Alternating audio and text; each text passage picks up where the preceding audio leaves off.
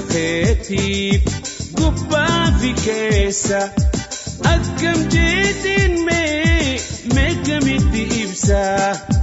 mallattoo miidhagaa urjii bareedina oromtittiitiya dhagaysin baana shanyiin mukaa martii qalamaaf qoramee bishaan bahar guutuun dibeetaaf duubamee fuula samiirratti namni hundi barreeyse ni fita'insee bareeda kee ibsee narraa dhugaa hinsee hinkoosa bareedina keetiif gubbaa fi keessa akkam jeetiin meeqamitti ibsa mallattoo miidhagaa urjii bareedina yaa miidhaytuutiya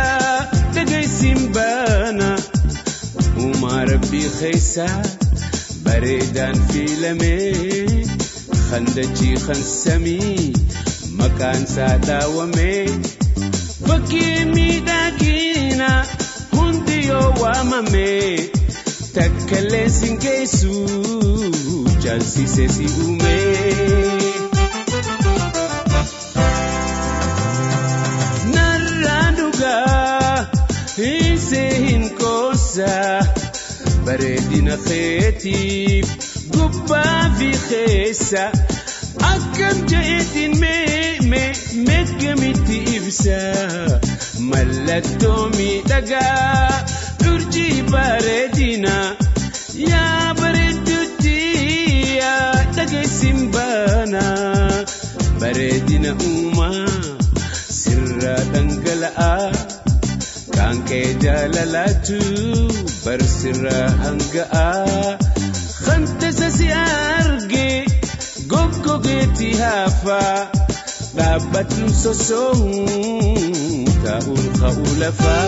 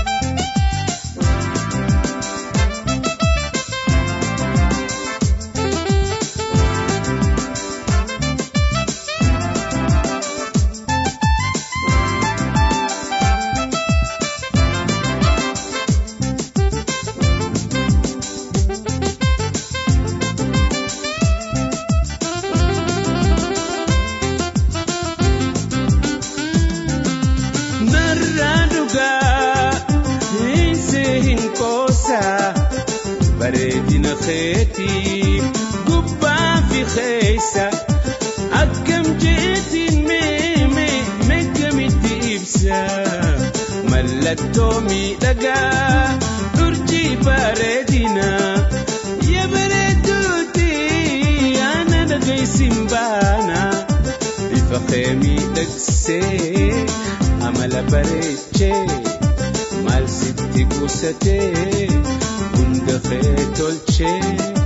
bilchina sammummaa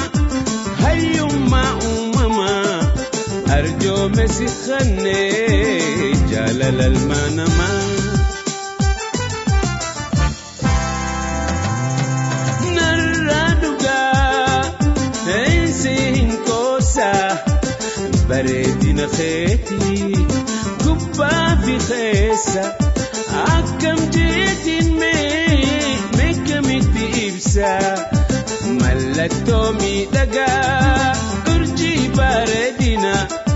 yaa bareedduuti Sanyi mukaa marti kalamaaf korame bishaan bahar guutuu dibeetaaf dhubame fuula samii